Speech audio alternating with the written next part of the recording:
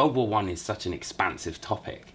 How did you decide, to focus on Passchendaele, and then there was Verdun, the gas masks? Like, it's such a big thing to try and put together in one album. Sometimes it's the music who decides, actually. In many cases when we do albums, our pet projects or pet topics we really wanted to do doesn't go on an album because the music wasn't speaking the same language. Oh, right. Okay. It's not as easy as, you could say happy story, happy song, of course, but emotionally, what we felt when we wrote the music, it has to be that emotion in that story. It's always a puzzle. We start with a concept, maybe a few loose musical ideas, and then a few loose topics. And we can't do it in a specific order because one thing might affect another. So it's all a big puzzle how to get it through together. So obviously, history's always been a very strong point of Sabaton. But do you feel that the band is starting to kind of transcend just singing about history? And you've launched the Sabaton History channel. And do you feel that fans are really starting to learn about history with the band? I hope so. Our purpose is not to spread, the gospel of military history at all. Not in any way, but it's like, I think there's a whole bunch of people who listen to Sabaton and enjoy the music and don't care about the historical part. They want to drink beer and sing along. It's totally fine. I'm really cool with it. But I'm suspecting a good 30 to 50% are missing on an extra dimension to our music and our storytelling that we put a lot of effort in. And maybe, this historical edition that we got, with a bit of introduction to every song, Sabaton History channel, might be a way for those people to kind of experience the joy we get in the discovery phase. Because for us, one of the biggest joys is discovering these stories. Maybe the Red Baron was an obvious choice, but there are still a lot of things inside that story. Yeah.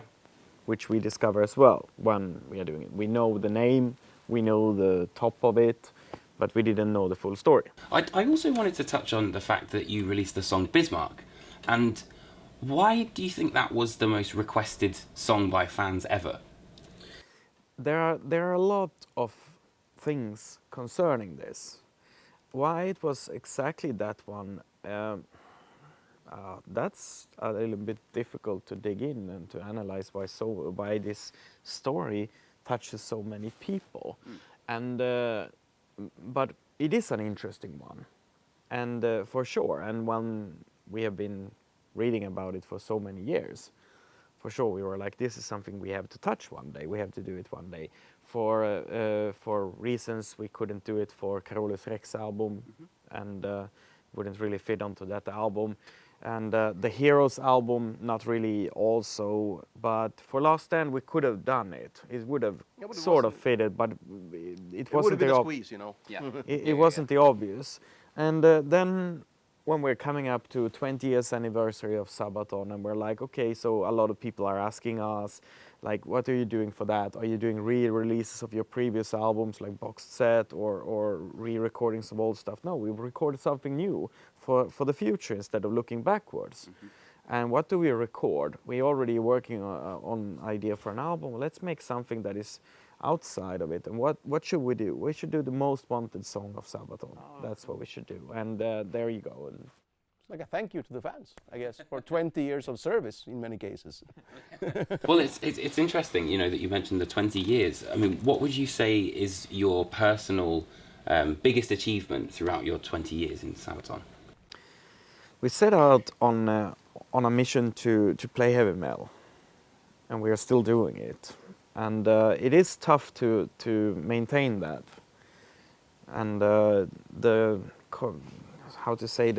competition to survive as a band is very difficult.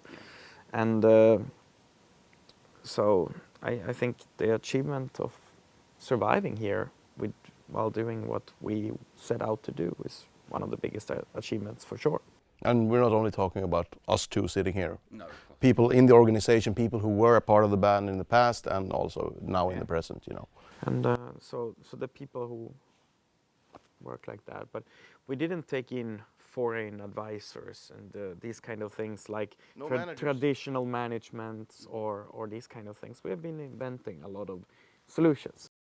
Going quickly back to this incredible artwork that you guys have got, were you inspired by the likes of Iron Maiden and things like that? Because there seems to be a lot of little Easter eggs that represent. Of course, that is always a great idea, because we wanted it to have so many details that you can look at it for a long time and rediscover new stuff and think about it.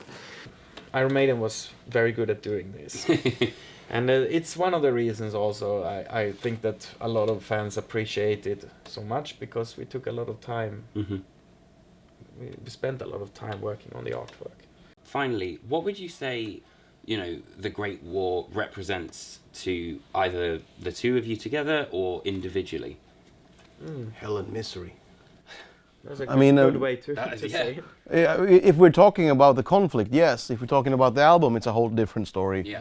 But I mean, that album is a reflection of that hell and misery. And it's a dark place to be to do the research. I mean, doing Heroes, doing the research for Last Stand, there's a lot of sad stories in there, of course, but a hero, in a sense, you're going for heroic stories. There will be something uplifting in there. Yeah. Same with the Last Stand. Only the choice to make a last stand is a heroic act in itself, in a way. And this is much darker. Trying to picture a couple of things. First of all, the brutal, close at hand fighting that pretty much ended after this, because weapons become more sophisticated after this time and less hand-to-hand fighting. So I think this was, at least in Europe, this was one of the last battles where people would have so close fightings. You can see the end and the death of the old school way of waging war, and you can see the introduction of new technologies as the tank, gas, and everything like that. So in a sense, from this conflict we have the aftermath, I guess, of this conflict. We have the European map we know today. Great. Well, thank you so much for having a chat. Really appreciate it, man. No, thank you. Thank you.